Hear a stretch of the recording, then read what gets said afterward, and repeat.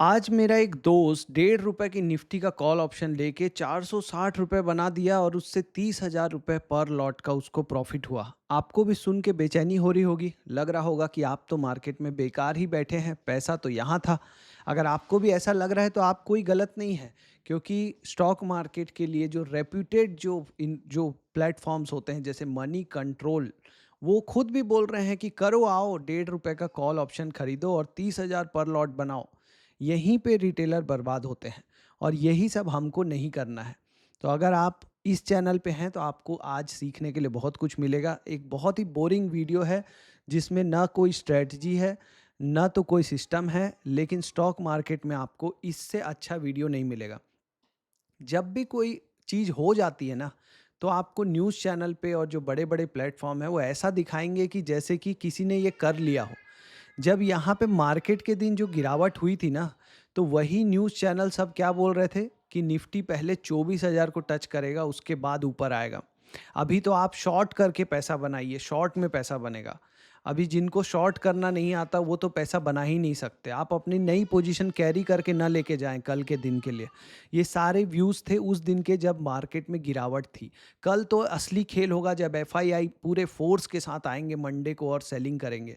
जबकि अगर आपने अपने सिस्टम के हिसाब से अच्छी क्वालिटी कंपनियां लेके रखे होते, तो आपको आज जैसे दिनों में जब मार्केट एक बड़ा गैप अप ओपन होता है तो आपको 4 से 5% का आपका पोर्टफोलियो बढ़ जाता। लेकिन हम क्या होता है, हम भी इन्हीं सब बीच के ही काम कर रहे हैं, न्यूज़ देख रहे हैं, हमको देखना ही पड़ेगा, डेटा कहाँ से मिलेगा। लेकिन ये सब डेली कमेंट्री जो है ना, ये अच्छी नहीं है स्टॉक मार्केट के लिए। और इस तरीके की एक न्यूज़ आप देख लेंगे ना, आपको पता भी नहीं चलेगा कब आपका मन करने लगेगा कि मैं भी कल जाके निफ्टी के कॉल और पुट खरीदने लग जाऊं, 2-2 3-3 रुपए वाले एक्सपायरी के दिन खरीदने लग जाऊं, या कोई न्यूज़ बेस खरीदने लग जाऊं। मैं तो कुछ भी पैसे नहीं बना पा रहा हूं। मैंने खुद कितने लोगों से सुना है कि कोई 10 लाख गंवा दिया, कोई 3 लाख गंवा दिया, किसी ने अपना अकाउंट हैंडलिंग के लिए किसी और को दिया था, उसने पहले 80,000 का प्रॉफिट दिखाया, अगले दिन 2-3 लाख का लॉस किया और फिर मिल ही नहीं रहा है। आप खुद भी देखे होंगे ऑप्शन बाइंग में थोड़ा प्रॉफिट बनाते-बनाते एक दिन ऐसा आएगा जब सब चला जाता है और आपको पता ही नहीं चलता कब आप और पैसे डालते जाते हो, आपका लॉस बढ़ते जाता है। आपको लगता है कि मार्केट बजट के दिन गिरा है तो अब तो बहुत गिरेगा, एसटीटी बढ़ गई, पूरा न्यूज़ कमेंट्री से भर जाता है, इंस्टाग्राम पूरा रील से भर जाता है कि एसटीटी बढ़ गया है, इंडियन मार्केट छोड़ दो, ये हो जाएगा, वो हो जाएगा। जब आप निकाल के देखते हो तो क्या पता चलता है कि एक लॉट ऑप्शन करने के लिए पहले ₹6 एसटीटी लग रहा था, वो ₹9 हो गया है। मतलब कितना ही फ़र्क हो गया है। जो सिगरेट पीता है उसको टैक्स बढ़ाने से कभी सिगरेट छोड़ दिया है क्या उसने? आप सोचिए। जिसको ऑप्शन करना है वो करता ही रहेगा, जिसको फ्यूचर करना है वो तो पहले ही बड़ा आदमी है। नॉर्मल आदमी थोड़ी ना फ्यूचर में 10-10, 20-20 कॉन्ट्रैक्ट कर रहा है। उसको जो चेंज होगा भी उससे फ़र्क नहीं पड़ेगा। जो वॉल्यूम में चेंज आएगा भी, उससे मार्केट को इतना फ़र्क नहीं पड़ता। मार्केट एक अपना जो पैटर्न है उसको बनाने के लिए बहाने ढूँढते रहता है। मार्केट को इस गैप को भरना था, इस स्विंग लो तक आना था, वो बजट उसका बहाना बन गया, उस स्विंग लो को गैप को फ़िल किया, आज देखिए फिर से हाई के पास टच कर दिया। अब मार्केट को इससे ऊपर क्यों नहीं खुला मार्केट 26,300 से ऊपर? क्योंकि ये लेवल है, यहीं से मार्केट बार-बार रेजिस्टेंस ले रहा है। तो अब आपको समझना है कि ये एक इम्पॉर्टेंट रेजिस्टेंस बन गया है। ये जो पूरा ज़ोन है, ये जो रेजिस्टेंस है, ये बहुत इम्पॉर्टेंट है क्योंकि मार्केट यहाँ 4 बार रेजिस्टेंस ले चुका है। 1, 2, 3, 4। तो जब इसके ऊपर निकलेगा मार्केट, जब भी निकले, आज निकले, 6 महीने बाद निकले, तब मार्केट में एक अप ट्रेंड चालू हो जाएगा, ये तो कन्फर्म हो गया। अब इसके ऊपर जैसे ही हायर हाई बनाने लग जाएगा, वो बेस्ट टाइम होगा आपके लिए लॉन्ग रहने का। लेकिन यहाँ पे आप अगर न्यूज़ बेस काम करते रहेंगे, किसी भी न्यूज़ चैनल वाले का बात सुनेंगे, वो यहाँ पे मैंने खुद सुना है, वो बोल रहे थे कि 24,000 जाएगा निफ्टी अभी तो, फिर ही ऊपर आएगा। अगले दिन मार्केट ऊपर आ गया। उस दिन सभी बोल रहे थे कि आज तो कोई बात नहीं, संडे के दिन, अगले दिन एफआईआई आएँगे और खूब बेचेंगे, तब तो और मार्केट गिरेगा। पर अगर हम उनकी बात सोच के पुट ले लेते तो अगले दिन बढ़ गया, है ना? फिर अगले दिन हम कॉल लेने की हिम्मत नहीं होती किसी की, ये किसी को नहीं पता होता है। आपको लग रहा होगा ना ये किसी को तो पता होगा, किसी को नहीं पता था कि ये इतना बड़ा गैप अप खुल जाएगा। कोई पैसे नहीं बना पाता। बल्कि इनकी ये गैप अप खुलने की खबर के बाद सुबह खुलते ही बहुत लोगों ने कॉल ऑप्शन खरीदा होगा और वो एक ही कैंडल में 5 मिनट के कैंडल में, इसको मैं 5 मिनट करके दिखाता हूँ आपको, ऑप्शन ट्रेडिंग होती कैसी है आपको समझना चाहिए। यहाँ मार्केट खुला, कॉल खरीदा होगा लोगों ने और ये धाए से गिर गया। पूरे दिन अब लगा होगा मार्केट आज यहाँ गैप फिल कर देगा, पुट खरीदा, पूरे दिन वहीं रह गया, विक्स गिर गया, 700 रुपए के जो ऑप्शन थे सेंसेक्स के वो 400-300 आ गए। जिसने यहाँ पे सेल किया उसका तो पैसा बन गया, बाइंग वालों का तो पूरा, समझ रहे हैं आप? तो इसीलिए ऐसे कुछ भी कर लेंगे और पैसा बन जाएगा, ऐसा नहीं होता। ऑप्शन ट्रेडिंग बहुत खतरनाक है, पूरा कैपिटल खत्म कर देती है एकदम जल्दी जल्दी। अगर आप नियम से नहीं चल रहे हैं, अगर आपके में डिसिप्लिन नहीं है, अगर आप ये नहीं सोच सकते कि एनीथिंग कैन हैपन, जो मैंने आपको ट्रेडिंग इन द जोन वाली बुक में पढ़ाया था कि कुछ भी हो सकता है।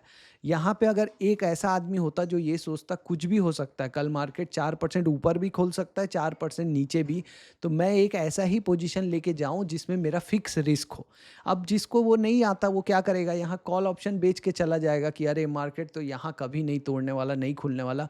अगले दिन मार्केट पूरा ऊपर खुल जाएगा, वो पैनिक में पहले ही कैंडल में निकल जाएगा और फिर मार्केट नीचे आ जाएगा। अफसोस के अलावा कुछ भी नहीं बचेगा।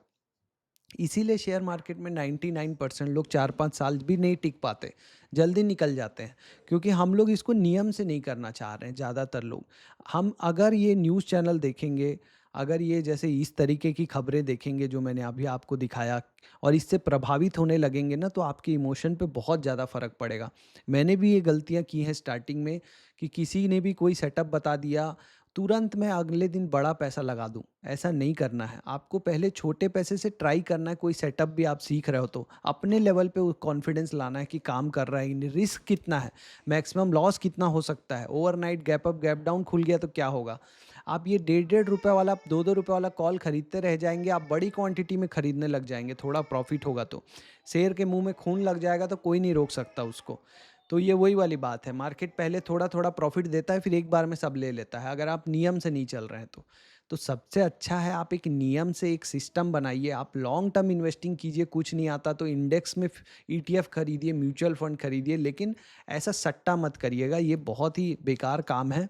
आप इसको सिंपल रखिए अपनी चीज़ों को, ऑप्शन बाई भी करना है आपको, आपके पास कैपिटल कम है, आपको करना ही है ऑप्शन बाइंग।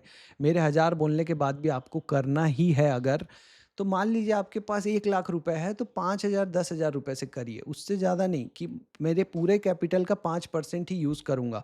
इससे जो प्रॉफिट आएगा उस प्रॉफिट को निकाल लूँगा और सिर्फ उसी 5,000 से करता रहूँगा। अगर जाएगा तो 5,000 ही जाना चाहिए, और उस अकाउंट में 1 लाख नहीं होना चाहिए, वरना वो 1 लाख आप कब लगा दोगे आपको पता भी नहीं चलेगा। और उस 5,000 से भी आपको क्या करना है, एक सिस्टम से ट्रेडिंग करना है, कि कोई भी एक सिंपल सिस्टम पकड़ लीजिए, moving average, super trend, price action, सीखिए उसको और उसके हिसाब से एक छोटा स्टॉप लॉस लगा के करिए। दिन में लिमिटेड नंबर ऑफ ट्रेड करिए, कि 2 ट्रेड, 1 ट्रेड, जब मेरा सेटअप बनेगा तभी लूँगा मैं, तब जाके ट्रेडिंग होती है। और उसमें भी ज़्यादातर चांस है कि आप एक ही दिन में बड़ा पैसा गँवा दोगे। तो इसमें मेहनत ही क्यों करनी?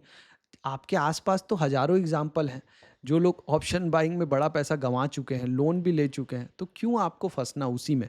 जबकि आप जितना लंबा होराइज़न रखेंगे मार्केट में, कि मैं 10 साल, 15 साल, 20 साल टिकना चाहता हूँ मार्केट में, उतना आपकी सोच बड़ी होगी। आप एक अच्छी कंपनी लेंगे, जिसको आपको लग रहा है कि ये ग्रो करने वाली है, ये जो काम करती है, इसका काम बढ़ने वाला है, तो मैं इसको अभी एक कम दाम पे जब ये मिल रही है, लेता हूँ और इसको रखता हूँ 5 साल, 10 साल। आपके पैसे बन जाएँगे। उसी में आप पैसे डालते जाइए बार-बार। 10 स्टॉक का एक पोर्टफ़ोलियो बनाइए, अच्छे-अच्छे स्टॉक्स का। सीखिए कि कैसे पोर्टफ़ोलियो बनाना है, कैसे अच्छे स्टॉक पकड़ने हैं। जो गलत जा रहे हैं स्टॉक, उनसे निकलिए और वो पैसा अच्छे स्टॉक में डालिए। अच्छी-अच्छी बुक पढ़िए। बसंत माहेश्वरी की बुक है थॉटफुल इन्वेस्टर, वो पढ़िए, आपको पूरा इन्वेस्टिंग आ जाएगा। क्या नाम है? Thoughtful investor. ये जो थॉटफुल इन्वेस्टर वाली बुक है, ये कुछ इस तरीके की दिखेगी आपको। ये बुक पढ़िए आप। अगर आपको ट्रेडिंग ही करना है, साइकोलॉजी बिल्ड करना है, तो ट्रेडिंग इन द ज़ोन वाली जो बुक है वो पढ़िए आप। अगर आप नहीं पढ़ सकते, आपके पास टाइम नहीं है ज़्यादा, तो 37 मिनट का मैंने वीडियो बनाया है इसके ऊपर।